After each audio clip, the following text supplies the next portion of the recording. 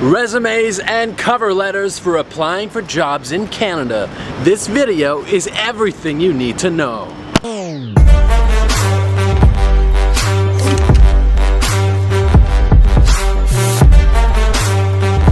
The first tip is to write a new cover letter for each job. You don't want some broad cover letter that looks like it's copy and pasted, because not only is that not going to get you your job because it's irrelevant, but it will also piss off your employer. It's a waste of time to open an email and see, "Hello sir/madam, my name is." Which leads me into the next tip. Never open anything. Never open an email. Never open a cover letter with a "Hello sir/madam." Find the person you'll be addressing the cover letter to and then immediately address them as Mr. or Ms.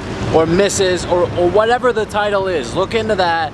And then what you need to do is address them by name. That's going to show you've done your research. If you don't know who you're writing to, call the company and ask who's going to be making the hiring decision. It shows that you've done your research, and it's going to set you apart from all the other candidates. Never open your cover letter with "my name is" or "hello, I am applying for the position of."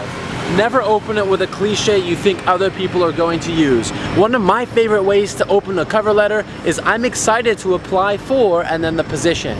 So I open with excitement, I open with why I'm excited and how I can contribute. After I state that I'm excited, I delve immediately into the company and then use my experience as supporting evidence about how I can help. That's a buzz. In the next couple of sentences, I'm going to be talking about my skills and my previous experiences, about actionable, concrete things I've done to help grow other companies, turn other people's reputations around, and help people move to Canada. My job, my work experience, and everything that I've ever done is going to go in the following sentences. Next, personally, I would delve into the specific responsibilities that you had at your previous position and some of the projects you worked on. This is going to introduce concrete information about goals that you've actually worked on and projects that you've been a part of, because at your new job, chances are they're going to assign you with some projects or responsibilities, and you're going to need to know what you're doing. We need to move on to resumes, so I'm not going to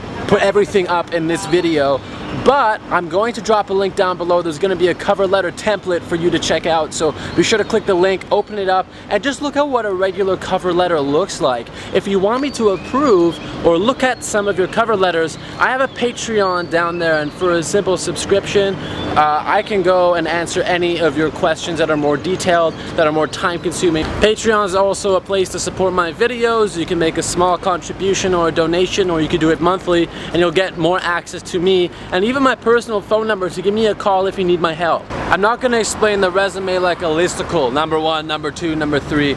I'd say the best tip is to go look up the format of a resume. What you want to do is have enough relevant experience that's tailored to the job you're applying to. So make sure that you're not just putting random experience in there, like McDonald's cashier, and now you're going to apply for a sales position. So these are two very different things. But if you did sales at Costco, even in a very small capacity, then you could put that towards a sales position. Make sure it's relevant. Make sure there are no spelling or grammatical errors, and have an English-speaking person, and I mentioned this in the previous video, have an English-speaking person with good editing skills, who's better than the average English speaker, look at it for you. Even if you don't have a friend who can do that, find someone in a class. Find someone who answers, the professor's questions all the time.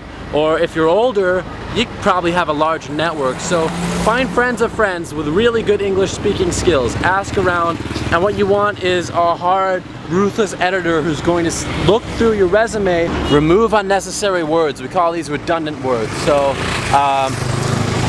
I am very experienced.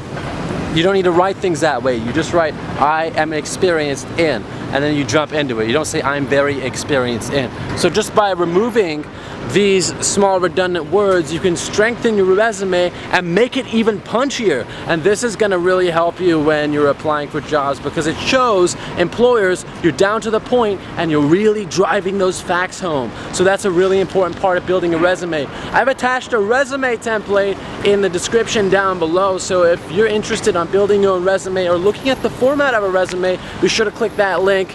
And if this video helped you, subscribe and smash that notification bell. And if you have any questions, because it's very hard to delve into all the specifics all at once, drop me a comment down below. Avoid the mistakes that I mentioned and use these tips to help supercharge your cover letter and your resume. My name's Nadernejad, and thank you for watching.